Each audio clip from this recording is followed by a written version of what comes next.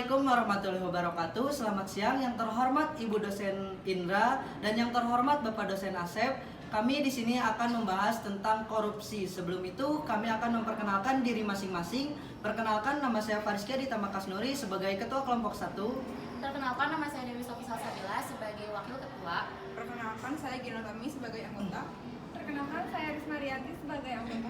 Perkenalkan, nama saya Wina Astrivia sebagai anggota. Perkenalkan, nama saya Kemerjana sebagai anggota. Perkenalkan, nama saya Andika Teresia dari anggota kelompok 1. Baiklah, terima kasih teman-teman. Sebelum pemaparan materi, sebagai penyemangat kita akan melakukan yel-yel. Siapa kita? Mahasiswa Pendidikan Matematika UNLA. Apa tugas kita? Belajar, menghormati, dan menaati peraturan. Apa sifat kita? Berkarakter, taat hukum, dan tidak berbohong. UNLA anti korupsi. Baiklah, pemaparan materi akan dilanjutkan oleh teman-teman saya. Pada kasus ini kami akan membedah kasus korupsi tentang Setia Novanto atau yang biasa disebut Setnov. Terima kasih. Di sini saya dan rekan saya akan menyampaikan tentang salah satu kasus korupsi yang ada di Indonesia, yaitu kasus korupsi tentang EKTP Setia Novanto. Jaksa sebelumnya menuntut hukuman selama 16 tahun penjara dengan denda 1 miliar dan subsidi 6 bulan kurungan. Jaksa mengatakan bahwa Setnov melanggar Pasal 3 Undang-Undang Nomor 31 Tahun 1999 yang diubah menjadi Undang-Undang Nomor 20 Tahun 2001 tentang tindak pidana korupsi, namun diringankan menjadi 15 tahun penjara dengan denda 500 juta dan subsidi 3 bulan kurungan. Jungto Pasal 55 Ayat 1 dan ke-1 KUHP. Beliau ditahan di Lapas Sukamiskin, Bandung, Jawa Barat. Hakim Yanto memecahkan putusan di Jakarta pada tanggal 24 April 2018. Alasan beliau diringankan hukumannya karena menurut hakim pada saat persidangan beliau bersikap sopan dan sebelumnya belum pernah terkena hukuman. Saya akan menjelaskan penyebab terjadinya korupsi. Ada 2 faktor penyebab terjadinya korupsi. Yang pertama, faktor internal, berdasarkan aspek perilaku individu, seperti sifat tamak atau rakus, moral yang tidak kuat, dan gaya hidup yang konsumtif. Yang kedua, ada berdasarkan aspek sosial. Berdasarkan aspek sosial, bisa membuat seseorang tergiur melakukan tindak korupsi. Hal ini terjadi karena dorongan dan dukungan dari keluarga. Lalu ada faktor eksternal, yaitu aspek sikap masyarakat terhadap korupsi. Nilai-nilai dan budaya di masyarakat yang mendukung terjadi korupsi. Semisal, masyarakat menghargai seseorang karena kekayaan yang dimiliki. Akibatnya, masyarakat menjadi tidak kritis terhadap kondisi tersebut, seperti dari mana kekayaan dia berasal. Lalu ada aspek ekonomi.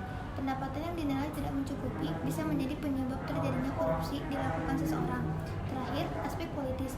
Penyebab terjadinya korupsi karena kepentingan politik serta haus kekuasaan ingin meraih dan mempertahankan jabatan. Di sini saya akan menjelaskan bagaimana pencegahan korupsi. Nah, pencegahan dapat diawali dengan melakukan supervisi terhadap proyek-proyek strategis dan pengawasan terhadap penggunaan keuangan negara yang langsung dilakukan oleh KPK. Hal ini sebetulnya telah dilakukan oleh KPK seperti dalam proyek IKTP dan pengawasan kinerja Pemprov Bengkulu agar bebas dari korupsi. Tetapi dalam 2 contoh tersebut KPK gagal. Seharusnya KPK dapat menunjuk perwakilan sebagai PIC atau penyidik atau penyelidikannya untuk mengawasi dan meninjau sebelum transaksi dilakukan. Nah, selanjutnya sudah saatnya KPK bekerja sama dengan advokat dalam pemberantasan tindak pidana korupsi. Sudah lazim, setiap kantor advokat di negara maju seperti Amerika Serikat memiliki area praktik untuk anti korupsi. Tetapi di Indonesia, kebanyakan advokat fokus dalam pembelaan terhadap tersangka korupsi di pengadilan. Selain itu, dalam pencegahan, advokat berperan penting dalam memberikan pendapat hukum terhadap potensi korupsi yang mungkin terjadi. Dan seharusnya pihak-pihak yang menggunakan keuangan negara maupun transaksi yang berkaitan dengan keuangan negara melakukan mitigasi terhadap potensi korupsi yang mungkin muncul di kemudian hari. Nah, dengan menggunakan cara yang dilakukan bertahun-tahun, yaitu menuntut para koruptor di pengadilan, ternyata tidak efektif, sebagaimana tercermin dalam indeks korupsi yang masih tinggi di Indonesia. Nah, pemberantasan tindak pidana korupsi saat ini harus menggunakan cara yang lebih efektif dan progresif seperti pencegahan dan penyelesaian perkara di luar pengadilan. Sekian pencegahan yang saya sampaikan. Terima kasih. Saran kepada masyarakat agar terhindar melakukan korupsi. Yang pertama, perlu adanya pendidikan tentang korupsi yang menjelaskan hal-hal apa saja yang bisa disebut korupsi dan menjelaskan juga anti korupsinya. Bisa melalui sekolah kepada siswa atau penyuluhan secara umum kepada masyarakat oleh siapapun yang mengerti tentang korupsi. Yang kedua, pendidikan di sekolah sebaiknya perlu menerapkan aturan-aturan yang menghindari perilaku bibit korupsi dan lebih ditegakkan lagi, karena dari situlah yang memunculkan individu-individu yang berkualitas atau tidak. Yang ketiga,